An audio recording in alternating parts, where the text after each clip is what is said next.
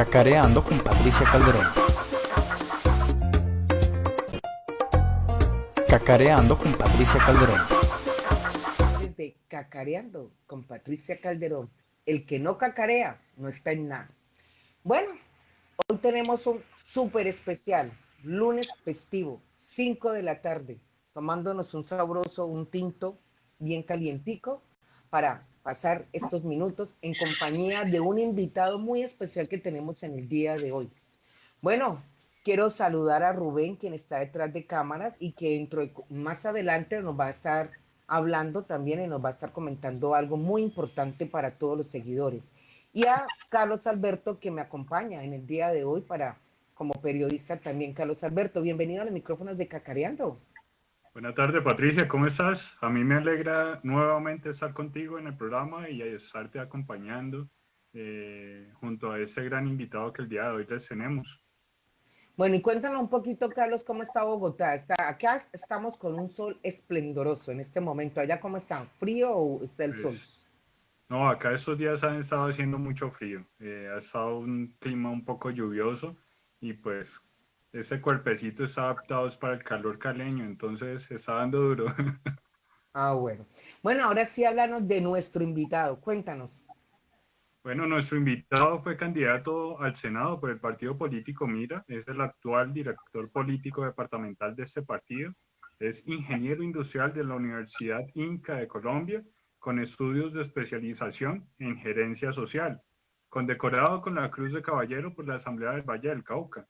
Fue gerente de Ferrocarriles del Pacífico, es el presidente de la Asociación de Ingenieros Ferroviarios de Colombia, el cual hace que sea la persona más indicada de hablar sobre el tema que tenemos preparado para el día de hoy. Es el ingeniero Maximiliano quien nos está acompañando el día de hoy y pues qué más que abrirle los micrófonos a nuestro gran invitado. Buenas tardes, ingeniero, ¿cómo está? Bueno, muy buenas tardes. Un cordial saludo a todos los seguidores de este programa tan hermoso y tan llamativo como es Cacareando con Patricia Calderón. Igualmente quiero saludar a Rubén Hernández y también a Alberto, Carlos Alberto, sí. Carlos Alberto, que están en esa mesa de trabajo allá trabajando con ustedes y deleitándonos con su programa, que en cada oportunidad, la verdad que nos hacen reír mucho, nos distraemos y la pasamos muy agradable. Muchas gracias a todos. Bueno, ingeniero, empecemos a cacarear. Listo. Para la gente que no lo conoce, que no sabe quién es el ingeniero Maximiliano Tovar Devia, háblenos acerca de usted como persona. Bueno, yo terminé mi bachillerato en la ciudad de Girardot. Yo soy girardoteño de nacimiento. Estando en Girardot, pues allá tuve la oportunidad de ir a dictar unas clases a los trabajadores del ferrocarril de Flandes. Llegaba un carrito allí de esos que le llaman carromotores y me escogió el rector a mí y bueno, comencé a estudiar, a dar unas clases de geometría, de álgebra, de física a los trabajadores para ellos recibir sus clases ya especializadas en electrónica y en temas de mecánica ferroviaria. De allí me vine a trabajar a Bogotá, a estudiar a Bogotá, comencé a estudiar mi carrera y estando allá fui a visitar al gerente del departamento de capacitación de los ferrocarriles y me dijo, Maximiliano, ¿y por qué no sigues trabajando con nosotros? Yo estaba trabajando en un colegio femenino, estaba de profesor de matemáticas allí, me han gustado las matemáticas y empecé en 1900 a trabajar con los ferrocarriles. Pero la verdad es que yo era un hombre de izquierda, revoltoso, muy inquieto, y entonces llevaba 3 años y no había avanzado sino año y medio. Y estando trabajando en los ferrocarriles, pues allá con profesionales y también dando clases, me di cuenta que mi carrera no era la que estaba haciendo, sino debía prepararme en ingeniería, porque me sentía como ingeniero. Comencé a estudiar de noche. ¿Para qué? Para poderme pagar los estudios. Me tocaba trabajar y allí comencé a estudiar, a trabajar. Faltándome un año, pues mi mujer me conquistó y entonces nos casamos. ¿Cómo le parece? Y al día de hoy llevamos 50 años de casados. Uf, Estamos pasando qué por los bien. 50 años, ¿ya? Y tuve 2 hijos, mi esposa, y, y estos hijos pues son profesionales, nos queremos mucho como familia, y la verdad que ellos ya son independientes, trabajan en Bogotá, ambos son ingenieros, ella es ingeniera industrial y el joven es ingeniero civil y trabaja en el gobierno empezó trabajando con el gobierno de Peñalosa, pero adelante está trabajando con una empresa multinacional. Entonces, he seguido en este tema ferroviario como consultor en temas de ingeniería. He tenido la oportunidad de viajar por varios países y conocer sobre este tema ferroviario. Y me he dado cuenta que Colombia, si quiere ser un país competitivo, quiere progresar, debe poner en práctica el sistema multimodal. Y el sistema multimodal es la unión de todos los modos de transporte, aquellos mecanismos que ayudan a la movilidad de las personas y de los bienes. Y la unión de todos los modos se llama multimodalismo, como es decir, del modo férreo, el modo carretero, el modo fluvial, el modo marítimo y el modo aéreo. Y todos se combinan y todos se ayudan. Y cada uno tiene unas cualidades muy importantes dentro de su modo. Por ejemplo, no hay sistema más eficiente para transportar carbón que el ferrocarril, por costos, por tiempo, por volúmenes y por distancia. Y así hay otros modos que son más eficientes porque, como el carretero, porque puede desplazarse a los diferentes lugares de una manera muy versátil, pero desde luego tiene sus limitaciones y es muy costoso y también sobre todo impacta mucho el medio ambiente de una manera negativa. Pero todos deben de complementarse y así opera en Europa, así opera en el Asia y por eso se logran bajar los costos del transporte. Bueno, Carlos, Bueno, doctor, pues ya, ingeniero, perdón, ya entrando un poco en el tema, le queríamos preguntar sobre usted cómo ve en Colombia el tema de la infraestructura frente a la infraestructura férrea, obviamente. Sí, bueno, en general, la infraestructura, los modos se han modernizado, el modo carretero. En este último gobierno le han hecho inversiones por cerca de 80 billones de pesos. Y verdad, la conectividad ha mejorado mucho eh, comparativamente con años anteriores. Es decir, los 2 últimos gobiernos le han invertido un gran porcentaje del Producto Interno Bruto a lo que es la infraestructura, a lo que es la conectividad por carretera. Ha mejorado. También lo han hecho en aeropuertos, lo han hecho en puertos, pero se olvidaron de los ferrocarriles, se olvidaron del modo fluvial. En el modo fluvial, por ejemplo, el río más importante, hay 2 ríos, el Cauca y el Magdalena. El río Magdalena es transitable, es navegable por el canal del Dique y desde Barranquilla hasta Barranca. Es más o menos navegable, sobre todo en épocas de lluvia, porque hay veces se vuelve imposible porque bajan los niveles del agua. Pero lo que es entre Barranca y La Dorada se complica un poco más. El gobierno nacional hace unos años iba a hacer una gran inversión en la recuperación del río, en mejorar la navegabilidad, pero lo hizo con una empresa que finalmente terminó investigada como Odebrecht y esto quedó en veremos. Y el río sigue sin modernizar. Tenemos un gran río que es un modo de transporte muy económico porque el medio del transporte ahí es el agua.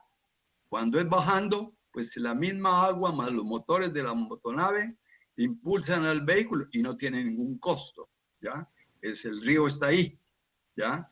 Igualmente, así como el aéreo está el aire para mover los aviones, pues eso baja los costos en cuanto al medio de transporte. Y está olvidado ese modo. Y el otro modo olvidado es el ferrocarril. Mire, de 1 a 5, el ferrocarril está en una calificación de 1.5 a nivel internacional. Y en las carreteras pasan con el 3.2.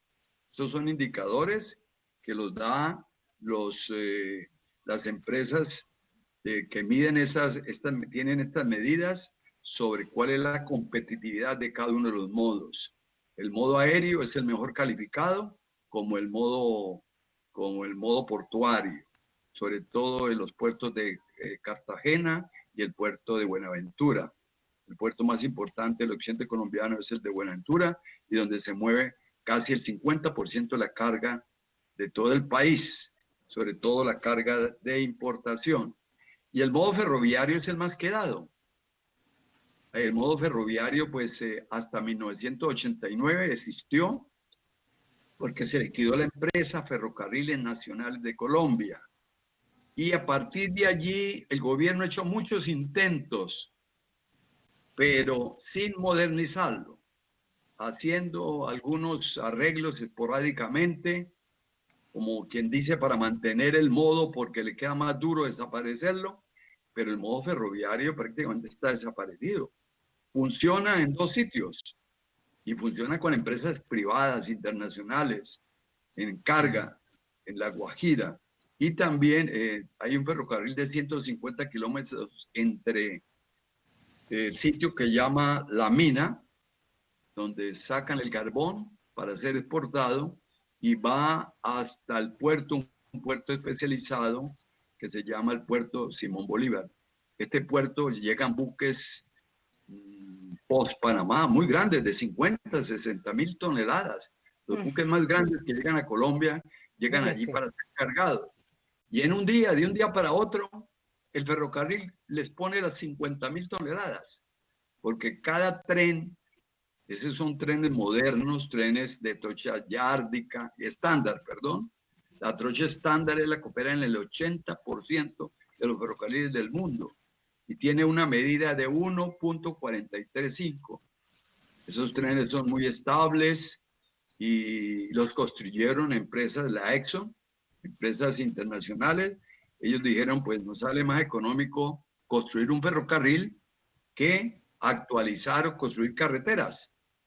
Y se dedicaron al ferrocarril porque los costos son mucho más económicos, el impacto, los volúmenes de carga, el impacto ambiental es positivo, prácticamente es cero la polución, aunque se utilizan locomotoras diésel eléctricas, pero las diésel eléctricas generan solamente un 25, un 40% de lo que generarían una cantidad de tractomulas. Imagínense 12.000 toneladas transportadas por un tren en un solo viaje, con locomotoras acopladas eléctrica y neumáticamente, mueven esa carga, y 12.000 toneladas dividido por 30 o 40 toneladas son cerca de 400 o 4.000 toneladas, 4.000 vehículos, y cada vehículo representa 2 funcionarios, el conductor y su ayudante. En cambio, no necesita sino 2 personas,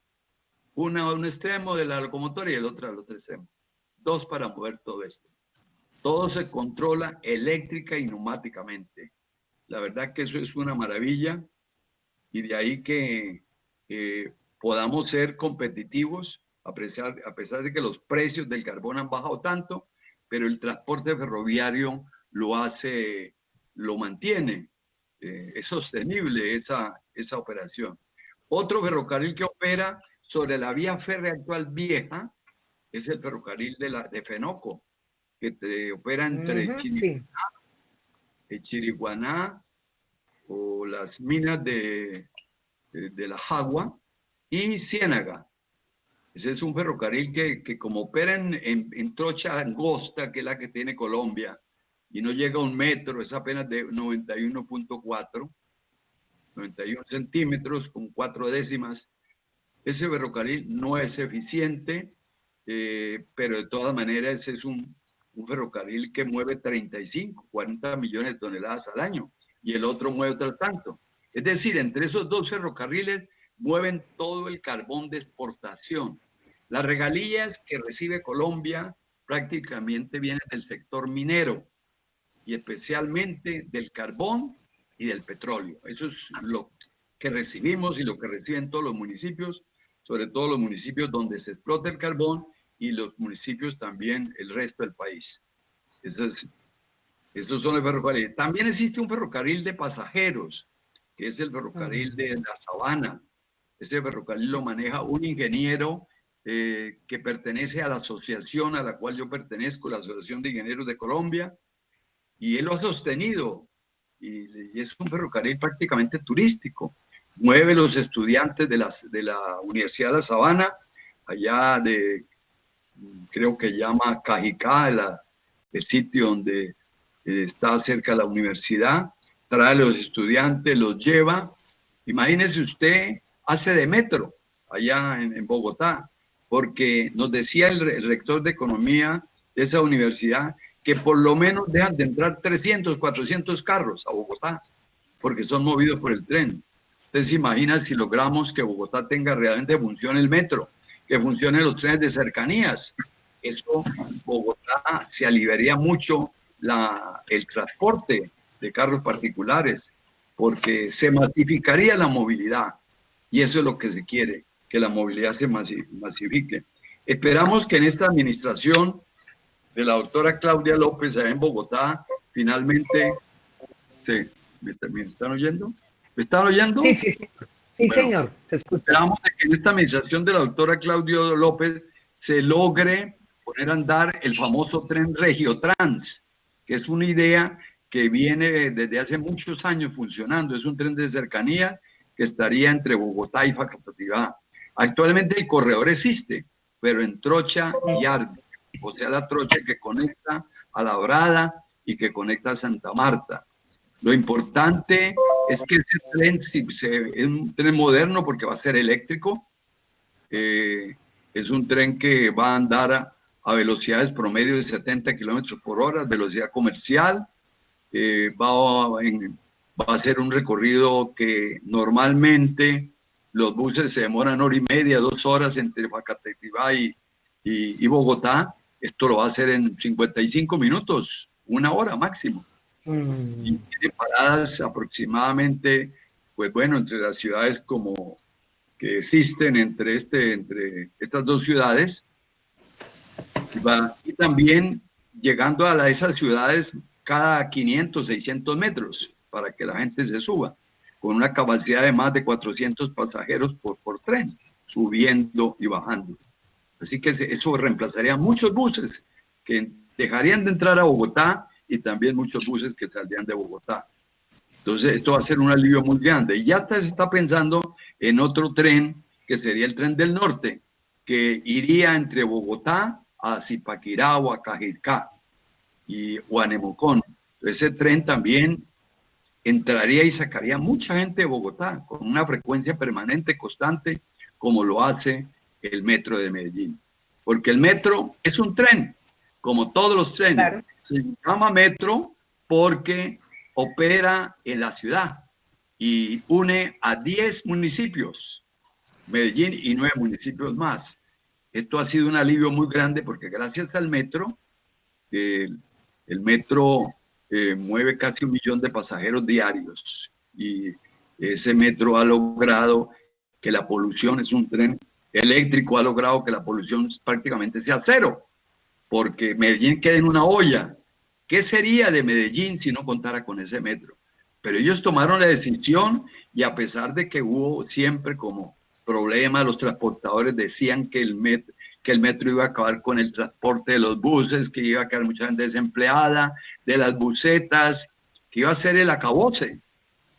Pero como tenemos ejemplo de Europa, que en Europa y Sudamérica hay metro, tenemos metro en Argentina, en Chile, tenemos metro en México, tenemos metro, ahora tenemos metro en Perú, se acaba de construir el metro de Ecuador, y Colombia está rezagada porque llevamos 70, 80 años en peleas politiqueras que no han permitido que salga el metro, unos diciendo que es mejor por encima, otros que es mejor por debajo, y no lo han hecho. No se ponen de acuerdo. ¿Cómo le parece que un país tan pequeño como República Dominicana, el año pasado estuve allí, y tiene metro? Y el metro ya es combinado, en unas partes va por encima y en otras partes va subterráneo y en otras partes va a nivel. Pero para esas decisiones de la economía y del desarrollo de un país, todos deben de ponerse de acuerdo y dejar a un lado todas sus diferencias que pudieran tener. Entonces, Colombia realmente en estos momentos no tiene ferrocarriles. Tiene 2 ferrocarriles que no son colombianos. El uno opera en una vía construida propiamente, que es una vía moderna, como es el de La Guajira, que mueve cerca de 35 millones de toneladas de carbón. Y el otro también opera en el departamento del Cesar, y ese lo maneja Fenoco, una empresa multinacional, y con compañía de otras empresas como la Drummond. No hay ferrocarril. El gobierno ha hecho muchos intentos por colocar el ferrocarril a funcionar, pero resulta que no lo ha modernizado. Y mientras no se modernice el ferrocarril, muy difícil va a operar. Cuando yo trabajé en los ferrocarriles, trabajé cerca de 30 años, yo fui empleado público, le cuento que fui escalando posiciones hasta llegar a ser encargado de los ferrocarriles del Pacífico. Y allí me di cuenta que siempre dije que el ferrocarril había que modernizarlo. Si no se modernizaba, el ferrocarril se queda atrás. Hoy día tenemos una carretera maravillosa hasta la entrada de Buenaventura, que es la carretera Buga-Buenaventura. Es una carretera en doble calzada. Pasamos de 5 túneles a 19 túneles. Pasamos de una velocidad promedio de 40 kilómetros por hora a una velocidad promedio en 70 y 80 kilómetros por hora. Esos túneles que hay entre Cali, entre Lobo Guerrero y Buenaventura, verdad que no tienen nada que envidiar a los túneles de Europa. Son túneles maravillosos, pero tenemos el cuello de botella antes de llegar allá a los almacenes Éxito para entrar a Buenaventura, o antes de llegar por la variante que existe. Todo eso hay que mejorarlo para seguir adelante. Igualmente tenemos que hacer con el ferrocarril. Mire, después de que se acabaron los ferrocarriles nacionales en el año 1989, que se liquidó porque era ineficiente y presupuestariamente no daba, porque el Estado lo olvidó al ferrocarril, no volvió a apoyarlo. Es decir, se le dio importancia hasta el gobierno de Carlos Lleras Restrepo, ¿no? Sí, exactamente. Ahí fue donde más o menos el gobierno Carlos Lleras se hizo una importación de locomotoras U10B, pero de ahí en adelante el ferrocarril se politizó. Y además vino un invierno, nosotros todos, el ferrocarril todo unido, porque estábamos unidos con Antioquia, el ferrocarril del Pacífico, el del cual yo estaba encargado. Mi jurisdicción iba hasta La Pintada en Antioquia, y hacia el sur iba hasta Popayán, y desde luego hasta Buenaventura. En Antioquia, Medellín, allá existía otro encargado, y en carga que venía Buenaventura, aquí de Buenaventura hacia Medellín, o de Buenaventura, el 70% de la carga iba hacia Bogotá.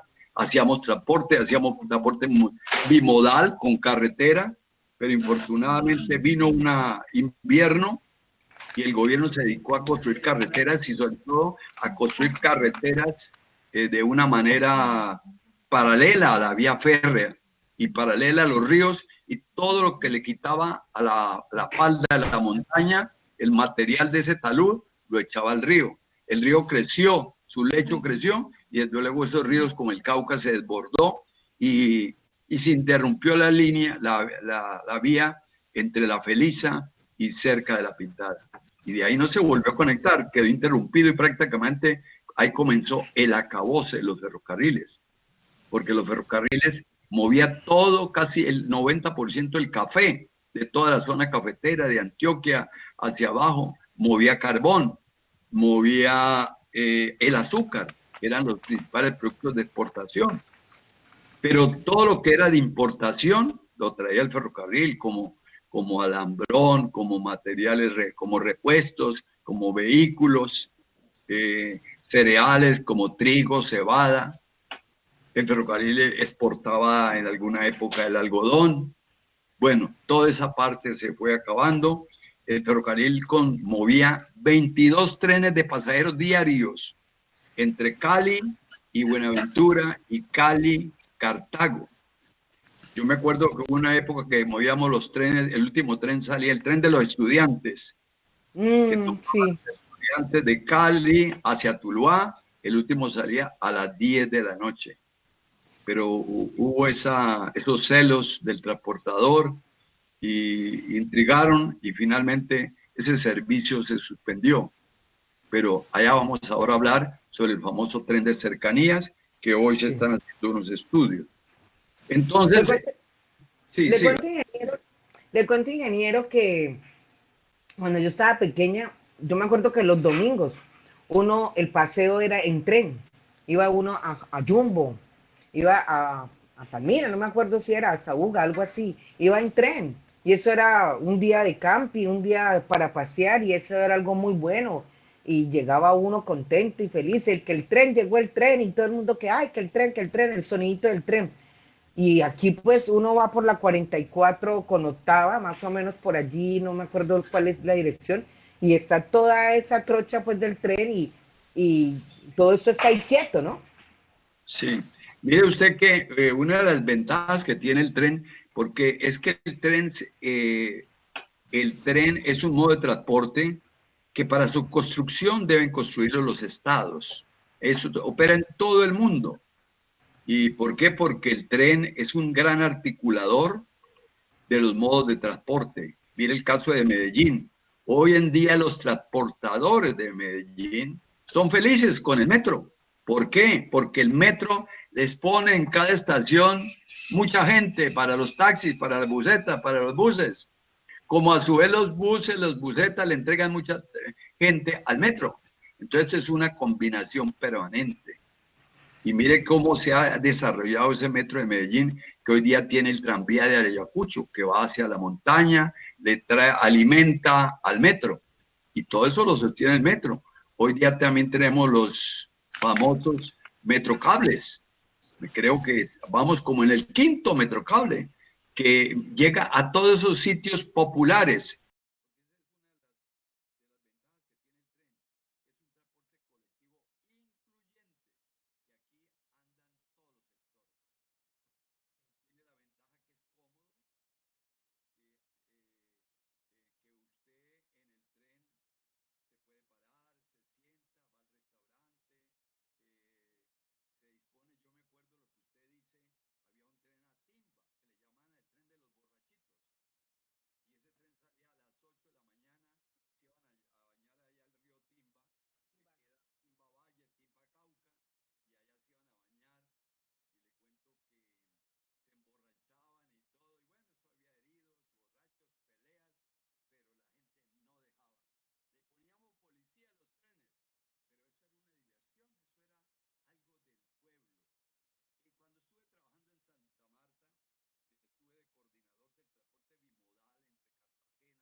Y Santa Marta, sobre todo los abonos de monómeros de Colombia.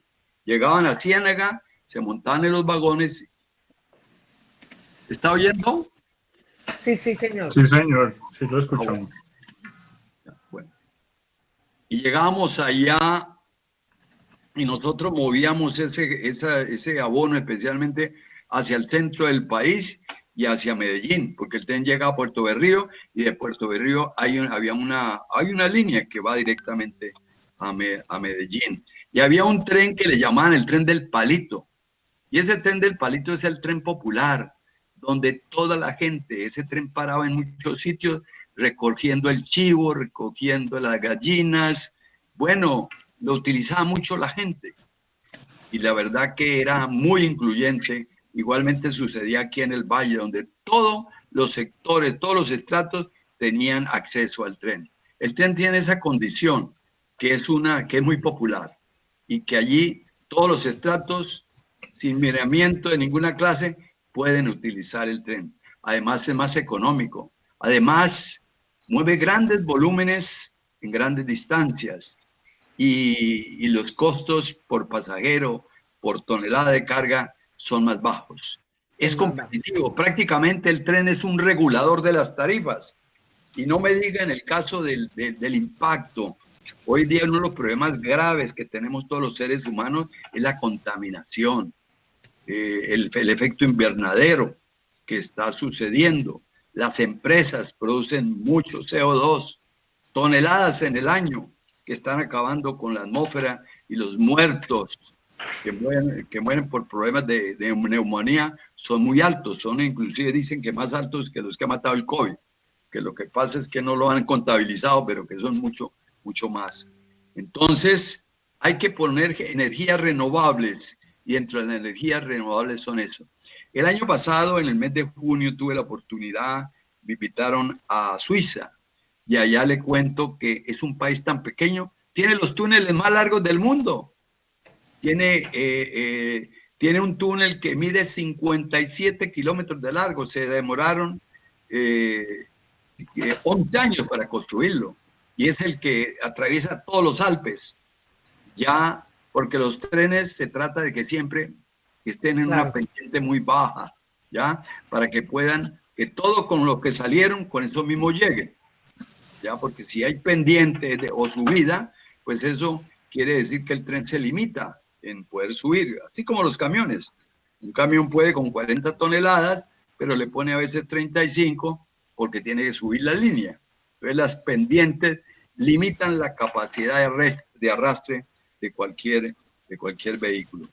Así que el tren siempre ha sido muy competitivo, y un país que quiera desarrollarse, que quiera ser competitivo, debe incluir dentro de su programa los trenes, tanto de pasajeros como de carga. No sé si hasta aquí hay alguna pregunta para hablarles del tren de cercanías.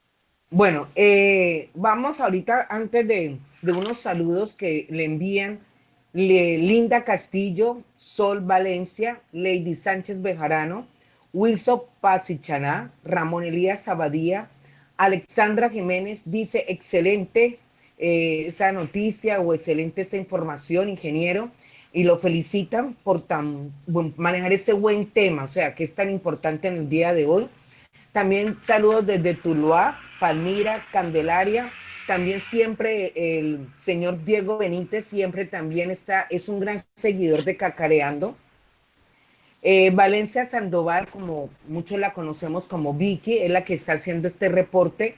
Dicen que en Cali o en el Valle del Cauca, ¿cuándo podemos contar con este tipo de proyectos de movilidad? Yo creo que lo vamos a dejar para la segunda parte, cuando entremos en el tema de tren de cercanías. Y ahorita vamos a seguir con Rubén Hernández, quien nos tiene una breve información. Entonces, Rubén, bien pueda, siga. Cacareando con Patricia Calderón. Cordial saludo a todos los seguidores de Cacareando con Patricia Calderón. A nuestros seguidores que ya suman más de 12.678 alcanzadas hasta el momento. Con visitas de España, Estados Unidos, Chile, Perú, Brasil, Reino Unido, Italia, Israel, Angola, Panamá y entre otros, que muy pronto estaremos también saludando. Buenas tardes, aquí desde Molaló, Vereda del Placer. Estamos caraqueando con Patricia Calderón. Soy Marisol Ortiz. Doy un cordial saludo al equipo de Cacareando con Patricia Calderón por ese canal virtual tan maravilloso que nos muestra la labor de los líderes. En Panamá somos muchos los seguidores. Desde Panamá, besos, abrazos, feliz día y que Dios me los bendiga. Y acuerden seguirnos en Facebook y muy pronto en Instagram y YouTube, donde estaremos transmitiendo en vivo todos los sábados a las 5:30 de la tarde aquí en Cacareando con Patricia Calderón. Cacareando con Patricia Calderón. En nuestro video anterior dimos a conocer los beneficios consagrados en el Decreto Legislativo 678 para los deudores de impuestos, tasas, contribuciones, multas, sanciones en departamentos y municipios. A raíz de lo anterior, hemos recibido innumerables quejas de personas que nos dicen que cuando se acercan a las alcaldías les dicen que ahí no van a darle aplicación al decreto 678, o también que ya se han expedido otros actos donde limitan esos derechos o le ponen condiciones a esos derechos, como por ejemplo que se debe pagar la totalidad de los años adeudados para poder aplicarle los beneficios, y esto no es así, y esto nos ha llevado a hacer algunas precisiones al respecto. En primer lugar, el decreto 678, como decreto legislativo que es, está obligando a los entes territoriales y está radicando en derecho de los beneficiarios esas garantías. Se aplica por ministerio de la ley de pleno derecho. Por tal motivo no se requiere de que ninguna autoridad administrativa en los entes territoriales intervenga, como tampoco se requiere de ningún acto administrativo del consejo, de la asamblea, del alcalde o del gobernador. El beneficiario puede indicar el año que puede o que desee pagar. La alcaldía o la gobernación no podrá exigir el pago total de las obligaciones para poder dar aplicación al beneficio. Esto de acuerdo a lo establecido por el Estatuto Tributario. Respecto de las multas impuestas por las entidades territoriales, no hay distinción alguna por parte del decreto legislativo, lo cual nos indica que se trata de todas las multas, y en este sentido el descuento aplicará sobre el capital de la multa y sobre los intereses que haya causado la mora en su pago. En este sentido que les vengo hablando, ya el Ministerio de Hacienda se ha pronunciado en varios conceptos.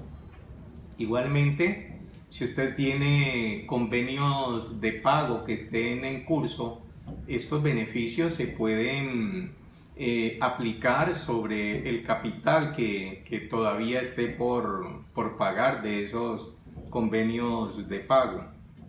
El decreto 678 es de obligatorio cumplimiento por parte de alcaldías y gobernaciones. No es facultativo, no es que ellos lo van a cumplir si quieren o no quieren, o van a colocarle condiciones, o van a limitar los derechos ahí consagrados, en absoluto. Si usted se encuentra en alguna de esas situaciones, puede comunicarse con nosotros, que en forma totalmente gratuita le vamos a orientar sobre lo que debe hacer para hacer exigible sus derechos. Comuníquese con nosotros y suscríbase a nuestro canal.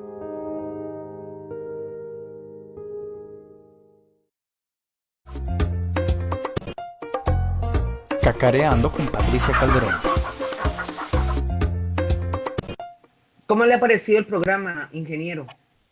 No, pues yo he estado pendiente del programa, de los participantes, y me ha parecido muy interesante, muy atractivo, llamativo en todo sentido, muy popular.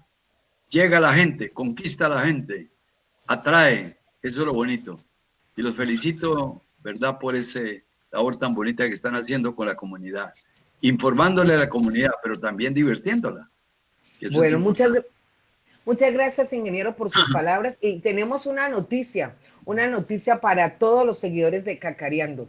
Hay un disco que dice: no hay cama para tanta gente, pero aquí en Cacareando con Patricia Calderón sí va a haber espacio para todo el mundo, para todo el que quiera cacarear.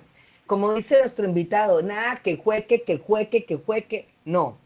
Tome la iniciativa, apunten este número: 318-228-9749. Vuelvo y repito: 318-228-9749. Por ejemplo, usted es un líder del barrio, colocamos el Trébol. Soy Pepito Rodríguez y he venido gestionando la labor ante la Secretaría de Infraestructura para que nos pavimenten o nos arreglen esta vía. Listo, eso es todo. pero que se sepa que usted es la persona que está gestionando, que es usted el que ha hecho toda la documentación ante la Secretaría de Infraestructura, porque es que si usted no cacarea, la gente no se da cuenta de nada, ¿o no es así, ingeniero? Sí, cierto.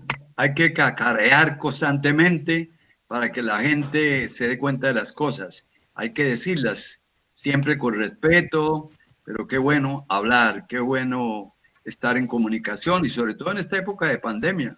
Estamos encerrados, pero seguimos hablando, seguimos nos comunicando. Y ustedes están haciendo esa labor bonita de comunicarnos a todos, de entretenernos.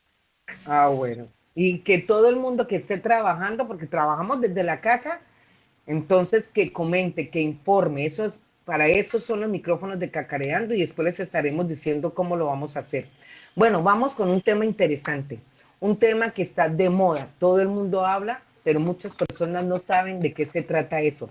Es el tren de cercanías.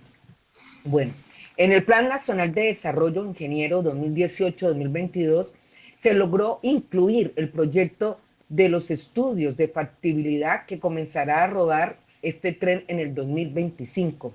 Según los estudios de prefactibilidad, pues tiene una longitud y una capacidad para transportar pasajeros. Háblenos acerca de eso, ingeniero. Bueno, muy bien. Sí, Patricia. Mire que primero quiero decirles que el gobierno nacional por primera vez incluyó el tema ferroviario dentro del plan de desarrollo. Infortunadamente lo colocó por allá en cuarto nivel, es decir, donde no hay nada que hacer. Prácticamente en este gobierno nuevamente el tema ferroviario va a estar olvidado. Van a haber sus excepciones porque si se comienza a construir el Regiotrans en Bogotá, ese es un avance maravilloso. Desde luego que siempre que respeten el espacio que deben de dejarle al tren que une a Boyacá, Cundinamarca, con la costa atlántica. Hay que dejar el espacio porque la vía en la parte más pequeña de ancho debe tener 25 metros de ancho. Y un tren de doble vía, es decir, uno que va y otro que viene, perfectamente con 9 metros de ancho pueden circular dos. Quiere decir que circulando el tren de cercanías en Bogotá y más el tren de carga o de pasajeros de largo trayecto, perfectamente caben en ese corredor. Ahora hay sitios en las estaciones donde el corredor es mucho más amplio. Bueno, entonces, en el caso nacional, muy lamentable que tengan el ferrocarril en ese estado de como en tercer o cuarto nivel. No veo muchos avances, ni veo proyectos que piensen en recuperar el ferrocarril, porque en el caso del Pacífico, le quiero contar y lo he venido diciendo toda la vida, desde que yo salí pensionado en el año 1990. Llevo 30 años de pensionado y no me he salido del tema y he seguido alimentándome y viajando y conociendo cómo operan los sistemas en todas partes. Y le quiero contar que mientras no mejoren y modernicen el corredor haciendo túneles como los que hicieron por carretera, muy difícilmente puede sostenerse una empresa. Mire que desde que se crearon los ferrocarriles han existido 4 empresas, ferrocarriles Transpacífico, ferrocarriles del occidente, luego del oeste y últimamente una empresa multinacional, y todas han quebrado y seguirán quebrando porque en trenes andando a 22 kilómetros por hora, eso no puede ser, es una velocidad supremamente baja. Entonces los costos de operación son supremamente altos para que los opere un operador o logístico de trenes. Pasando, bueno, en el caso del Valle, la gobernadora anterior, la doctora Dilian Francisco, como ahora la doctora Clara Luz Roldán, ambas han estado muy motivadas con el tren. Espero que en esta oportunidad el tren del Valle, en el caso del tren de cercanías, llegue a un feliz término. Ya se culminó el estudio de ingeniería de detalle por una firma francesa llamada Sistra. Esto pues, la firma francesa pues aportó cerca de 1.000 millones de pesos. Ese fue el aporte más el aporte que hizo la gobernación del Valle.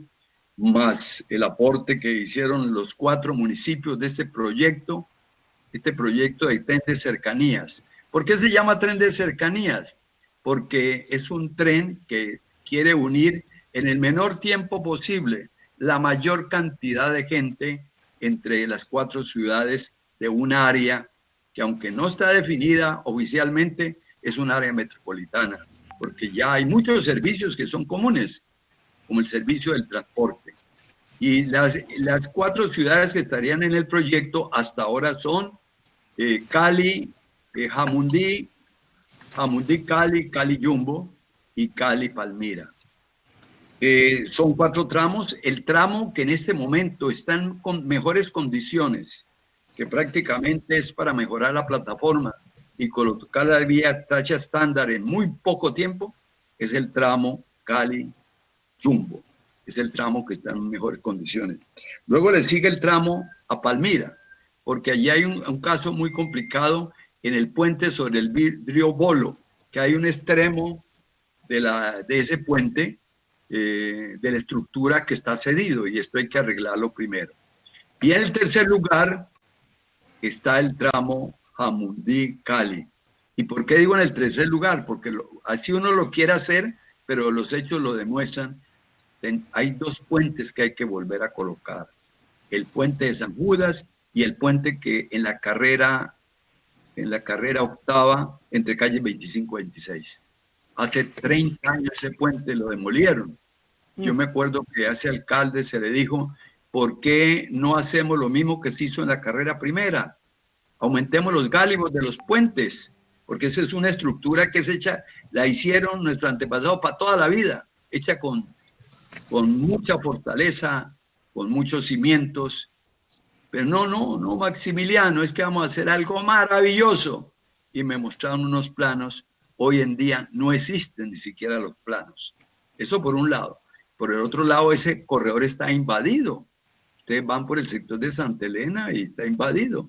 Y ya se han tomado, hay aerofotografías y demuestran que eso está lleno de piscinas y la empresa privada los ha cogido. Desde luego que ese es un corredor férreo que es inalienable, es decir, no se puede vender, no se puede negociar, porque ese es un bien de uso público, no es de uso fiscal. Entonces, seguramente, pues si el gobierno desea, las personas que están allí tendrán que entrar a ceder ese terreno nuevamente al tren. Pero yo diría que sería el tramo más demorado, porque no hay por dónde, porque usted va a la carrera octava, usted da cuenta que está interrumpida la vía, la que sale de Cali. Entonces, las distancias, hay 24 kilómetros entre Cali y Jamundí. En total son 72 kilómetros, 74 kilómetros. Y las vías nuevas que se construirían serían una vía que iría al centro de Cali y otra vía que iría también al aeropuerto. Es decir, ya cerca al CIAT, antes del CIAT habría una desviación que iría al aeropuerto. Uno podía irse de aquí al aeropuerto ya en tren. Ese tren tendría una velocidad promedio de 70 kilómetros por hora.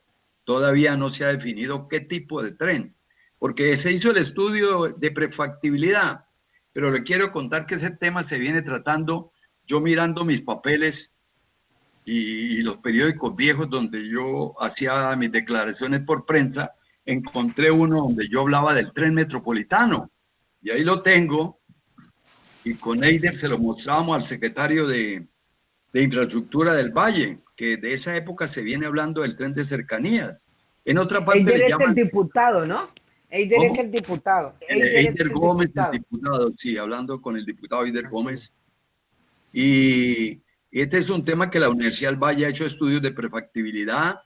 También creo que en el gobierno anterior del actual alcalde de Cali se hizo unos estudios en la época de Pascual Guerrero, pero todo ha quedado allí en prefactibilidad. En este momento el gobierno departamental está consiguiendo los recursos, que son aproximadamente unos 30.000 millones, para continuar el estudio de factibilidad y de pronto de ingeniería de detalle, que son los estudios definitivos que nos van a decir cuál es el tramo económicamente más rentable para iniciar por él, más fácil, más rápido, y también nos van a definir el tipo de trenes que vamos a emplear. Ya está definido que esto va a ser en trocha estándar, o sea, 1.43.5, y también va a ser en trenes eléctricos. Vamos a tener cerca de 45, 48 estaciones que van a estar entre una y otra más o menos unos 500 metros. Depende de los estudios de demanda de pasajeros que se logren, se van a ubicar esas estaciones. Ese tren va a descongestionar y le va a dar gran movilidad a las 4 ciudades, porque ya muchos carros no necesitarían entrar a Cali, sino simplemente hay que hacer un replanteamiento, que yo lo haría, de colocar unas terminales en las entradas. Entonces los de Jamundí ya no entrarían, los vehículos de Jamundí llegarían hasta el punto extremo del norte y de ahí se regresarían a Jamundí. Y el metro o tren de cercanías alimentaría a esos buses, dependiendo la gente para dónde va. Pero el tren estaría alimentando a los buses, a las busetas, a los taxis, tal como opera en Medellín. El ejemplo más grande es Medellín. Hoy día uno habla con los paisas y ellos dicen, Ave María, una cosa es Medellín antes del metro y otra cosa es después del metro. Y uno habla con la gente que vive en las faldas de las montañas, gente muy pobre, de estrato 1, y esa gente es feliz con su metro. Dice, esto no lo tiene ni la gente rica, nosotros sí lo tenemos. Y ellos cuidan su metro porque se hizo una cultura de metro en Medellín para cuidar el metro. Y todo Medellín se ha trazado para construir ese metro. Y hoy día están empleando o están construyendo, van a hacer otra vía férrea por la calle 80 y también van a colocar otro tranvía. Y piensan unir a Caldas, que queda como a 30 kilómetros de Medellín, a Caldas con Barbosa, y de Barbosa continuar ya con el tren hacia Puerto Berrío. Los países van muy adelantados en este tema ferroviario también. Ellos tienen su metro, pero ellos siguen avanzando en el tema ferroviario. Entonces, el tren de cercanías, esperamos que se hagan los estudios definitivos y luego se hagan los pliegos de condiciones para que se defina quién va a construir. Hay muchas empresas en el mundo encargadas de construir ferrocarriles, sobre todo las empresas chinas. Ellas se traen y ellos tienen la chequera. Ellos simplemente es, bueno, ¿cómo voy yo ahí? Y yo pongo la plata, ¿ya? El país no necesita. Lo interesante es que el gobierno les autorice. Yo me acuerdo que en el año 2000 los chinos vinieron, hicieron un estudio aquí a Colombia y le dijeron en esa época al presidente que ellos estarían dispuestos a unir al norte de Colombia con Ecuador en ferrocarriles. Pero que eso sí, ellos lo manejaban porque ellos querían recuperar su dinero. Y no sé qué pasó, pero ellos lo propusieron. Yo tengo por ahí los recortes de prensa que hablan sobre este tema, eso salió en cromos. Entonces el tren de cercanías va a ser muy importante porque va a mejorar la movilidad. Sí, y además porque va a contar con un corredor que ya existe. Y lo más costoso de un sistema ferroviario es el corredor, es la vía, es el terreno de la casa. Y en unas partes es costosísimo, depende por dónde pase. En el centro de la ciudad, el terreno, el costo de metro cuadrado es supremamente alto. Puede valer, no sé, 400, 500 mil pesos metro cuadrado. Entonces, porque lo demás es simplemente preparar una plataforma y traer los equipos de trocha estándar que los hay en todas partes del mundo. Eso lo producen muchos países, Francia, Canadá, Estados Unidos. En Estados Unidos hay 2 empresas muy poderosas que son las Caterpillar y la General Electric, que producen esos trenes. En Francia en Europa tenemos la Siemens y la Alstom, que también son empresas especializadas en ferrocarriles. Entonces, confiemos en que en este gobierno, por lo menos, que se deje ya entregada la construcción del ferrocarril a una empresa, que ya la señora gobernadora, si ella dejó eso, ha avanzado muchísimo. Lo importante es seguir adelante con mucho entusiasmo, con muchas ganas, y hasta ahora, verdad que la administración que hizo más interesada de todas las que han habido, aquí en el Valle, yo llevo en el Valle casi, voy para 45 años, tengo hijos, mis hijos son caleños, entonces me siento muy contento y sería muy feliz viendo los trenes andando, porque sé que el servicio férreo es un servicio que genera competitividad, genera empleo, genera un gran impacto social, es integral, baja costos, en cuanto a polución, cero. Y así opera en todas partes del mundo. Europa, si hay un paro ferroviario, se para en todo el país, porque ahí operan trenes. En cambio, nosotros no le hemos dado el valor suficiente a ese servicio. ¿Y por qué no se ha hecho? Preguntaría a alguien, como me lo han preguntado. Simplemente porque ha faltado voluntad política.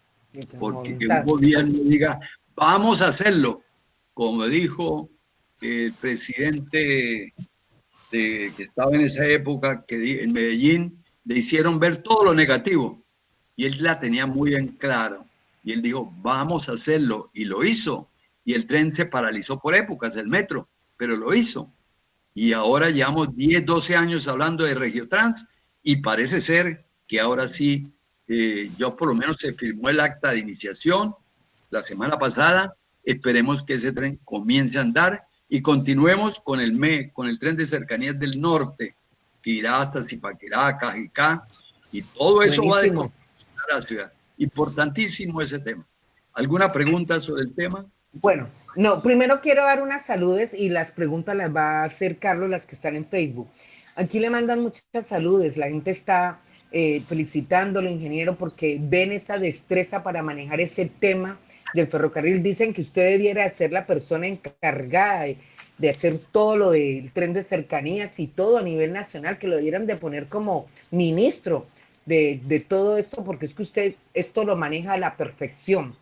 Tenemos saludos de Pradera, Cali, Buga, Mónica Cardona, Laza Express, Raquel Hurtado, Jairo Santayala, Luz Di Galgar, Lady Sánchez, está también desde Carepa, Antioquia, saludos de Giloné, Perea Mosquera, del Espinal Tolima, Sandra Patricia Rodríguez, qué alegría, ingeniero, que esté cacareando con toda esa buena información. Saludos de Janet Cerezo desde Florida Valle, Andrés Villegas, Marisol Cárdenas, Anester, Jenny Robles, Paola Vargas, bueno, y en fin. Ahora sí, Carlos, las gracias que tenemos para el doctor Gualberto y las preguntas que tienes de las personas que están en Facebook. Claro, Patricia, pues son muchas las preguntas que hemos recibido hasta el momento, pero primero que todo, pues darle los al doctor Gualberto por habernos compartido esta información tan importante para nuestros oyentes y seguidores. Y pues aquí he escogido un par de preguntas. Una de ellas hace referencia puntualmente, ingeniero, a qué tan alta es la accidentalidad por medio de esta vía férrea comparativamente al transporte terrestre que tenemos pues ya tradicional en Colombia, que son los buses o vehículos.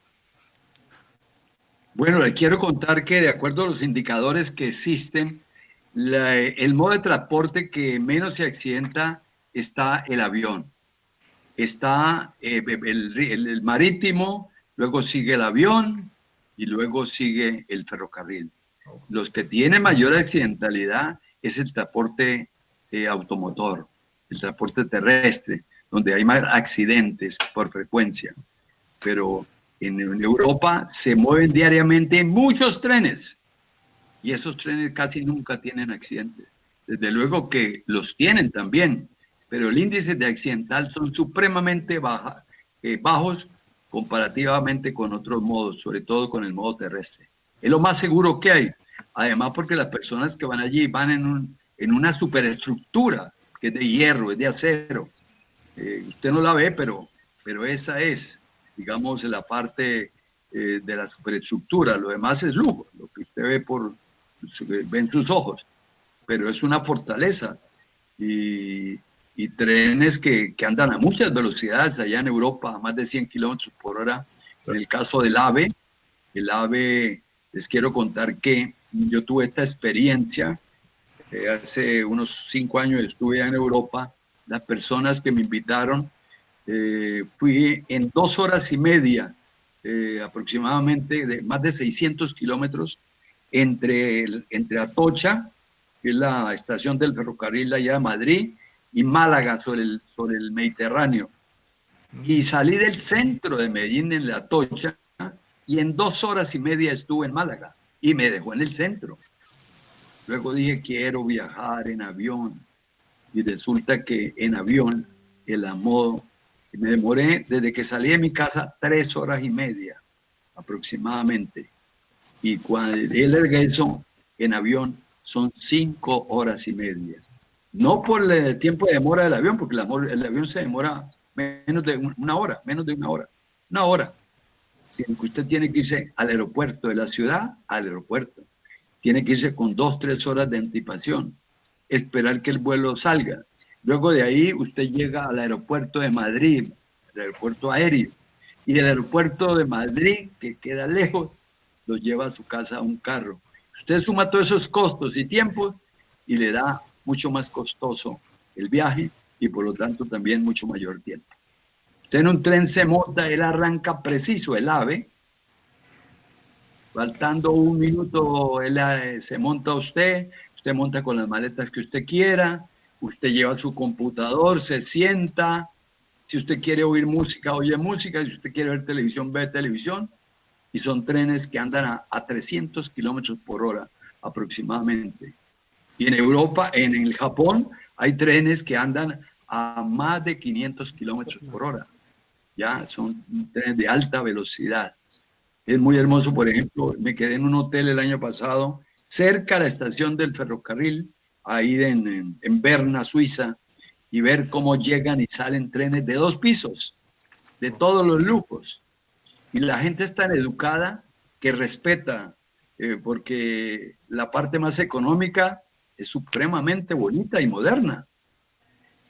Y usted no se le aparece, el conductor no se le aparece. Pero el día que se le aparezca el conductor y lo encuentre que usted va en un lado que no corresponde de la categoría, del nivel, o de pronto usted no lleva tiquete, le cuento que si es colombiano lo deportan, porque allá es muy, muy serio todo esto. Existe una cultura de respeto de tarifas y respeto porque hay que comprar un tiquete, ¿ya? En cambio, usted ve en Colombia, bueno, son situaciones muy diferentes. Aquí tratamos de colarnos en todo. Bueno, Carlos, la otra pregunta. Bueno, ingeniero, otra de las preguntas, voy a hacer 2 preguntas en una. Una es de nuestra oyente, de nuestra seguidora Elena Gómez Valencia, y la voy a complementar con una pregunta de Mauricio Castilla, ¿sí? Ellos preguntan que cuáles podrían ser las estrategias para que esas voluntades políticas permitan que ese tren vuelva a ser una opción en Colombia.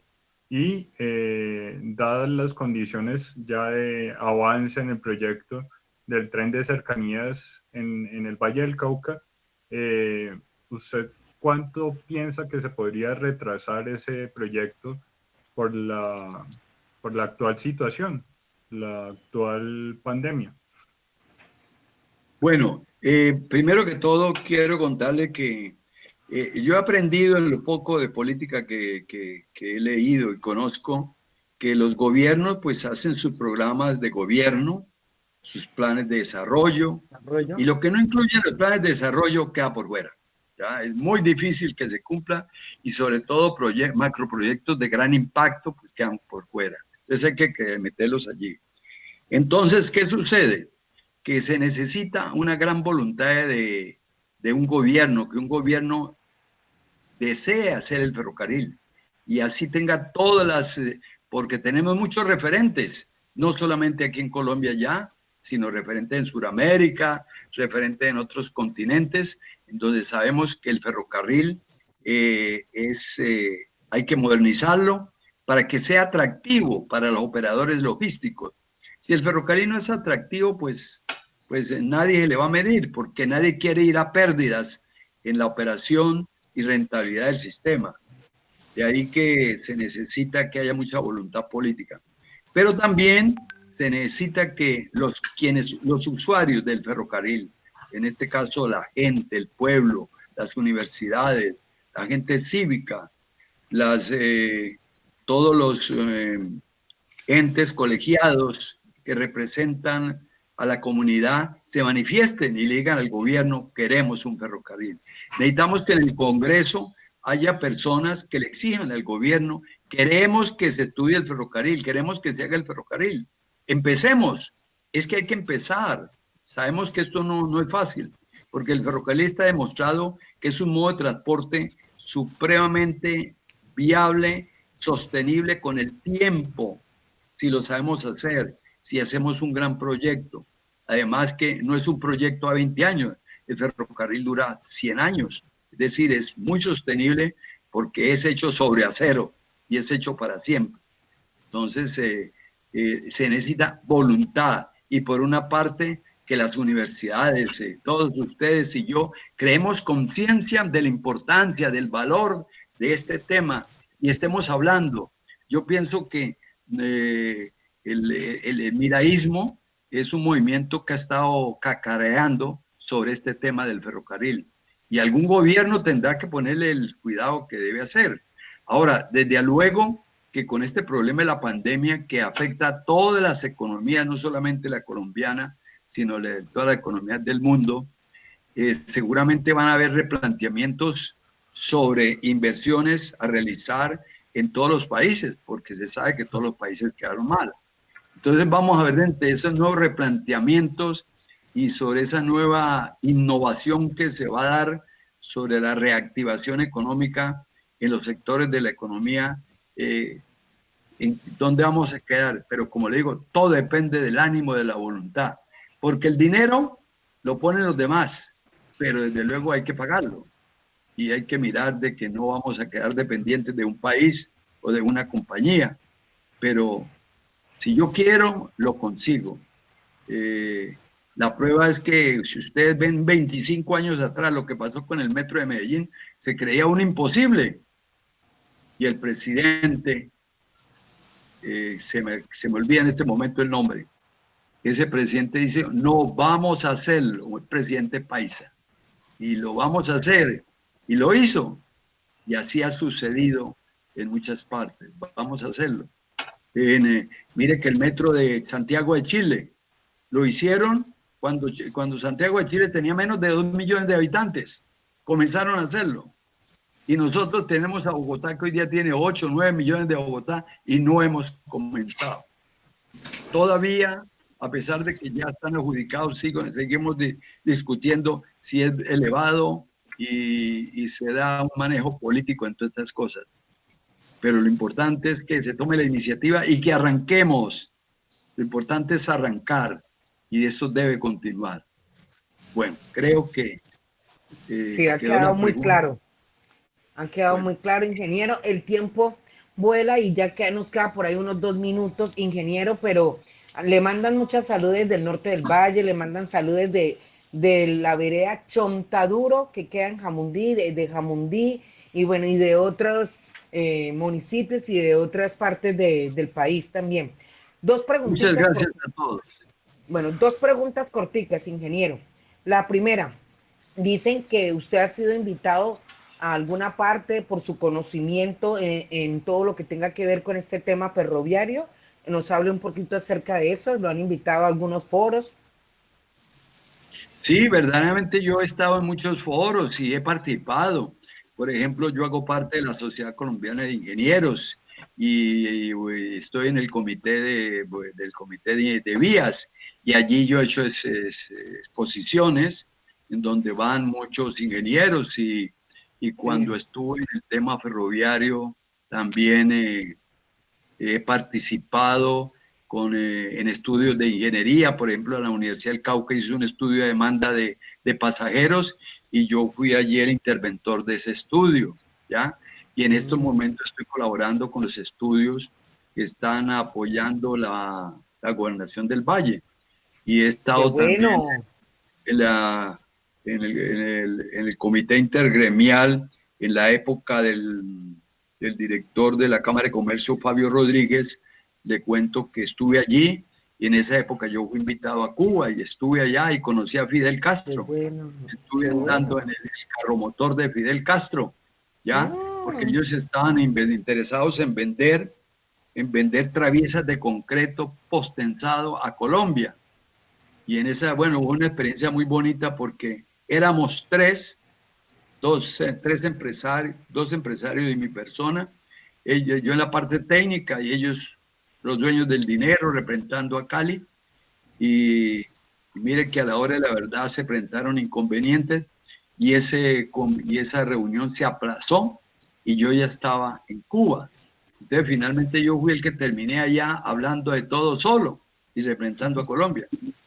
Eso hace aproximadamente unos 25 años. Sí, y he estado en muchas cosas más. Sí, porque es que verdaderamente usted tiene todo el bagaje, todo el conocimiento y yo creo que es la persona indicada para todos estos temas. La última, 1 minuto, ingeniero, porque ya tenemos que cerrar el programa. Una pregunta sobre estos temas, en estos tiempos de pandemia.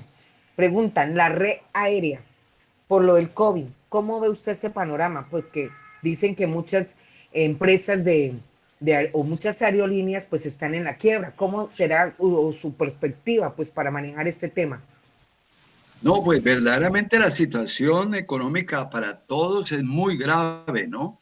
Y las empresas aéreas están pasando por un momento difícil, inclusive algunas como Avianca se declaró en quiebra allá en los Estados Unidos y hay otras empresas que están recibiendo apoyo de los gobiernos, como el caso de KLM y la empresa Lufthansa de Alemania.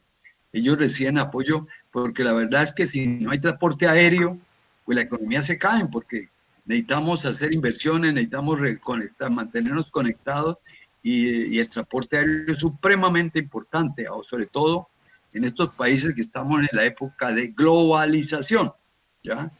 Sí, señor. Pero tenemos que ya acostumbrarnos a vivir con el post-COVID, pero también tener en cuenta todas las recomendaciones que nos da el gobierno, todo ese protocolo. Por ejemplo, yo no me pongo bravo, yo paso de 70, aunque me siento de 50, de 40 me siento. Sí, señor. Yo soy adulto mayor, pero no me considero viejito, porque un viejito no quiere hacer nada y yo quiero seguir haciendo muchas cosas. Qué bueno. Me siento muy contento trabajando, dando conceptos y participando de reuniones y aprendiéndole a ustedes, todos los jóvenes que tienen hay una esperanza muy grande para ustedes. Entonces, gracias por lo que me toca a mí. Lo importante es aprovechar esta situación que estamos viviendo para innovar. Ante la crisis tenemos que mejorar. Esta crisis del COVID-19 desnudó la desigualdad tan grande, la inequidad que existe en todos los países del mundo. Tenemos que preocuparnos más por los demás, avanzar al desarrollo, pero cuidando a los demás si queremos nosotros cuidarnos también. Es decir, para poder vivir hay que ayudar a vivir a los demás.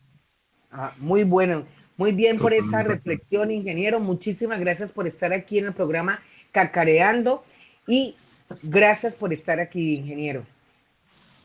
Bueno, muchas gracias a todos ustedes, muchos éxitos. Sigan adelante con estos proyectos, iniciativas que tengan, porque son programas demasiadamente muy buenos, incluyentes y muy atractivos. Felicidades y éxitos. Bueno, gracias. Y a todos nuestros seguidores de Cacareando. Gracias a todos los oyentes y que no dejen de estar en sintonía. Muchas gracias. Bueno, muchas gracias. Escuchen las palabras del ingeniero Maximiliano, hombre sabio y maneja estos temas de ferroviario impresionante. Y bueno, y a todos nuestros seguidores decirles de nuevo, si ustedes tienen algo que contar, algo que decir, aquí en Cacareando. O si no, si usted quiere dar a conocer alguna gestión, hazlo Cacareando con Patricia Calderón. Hasta luego. Cacareando con Patricia Calderón.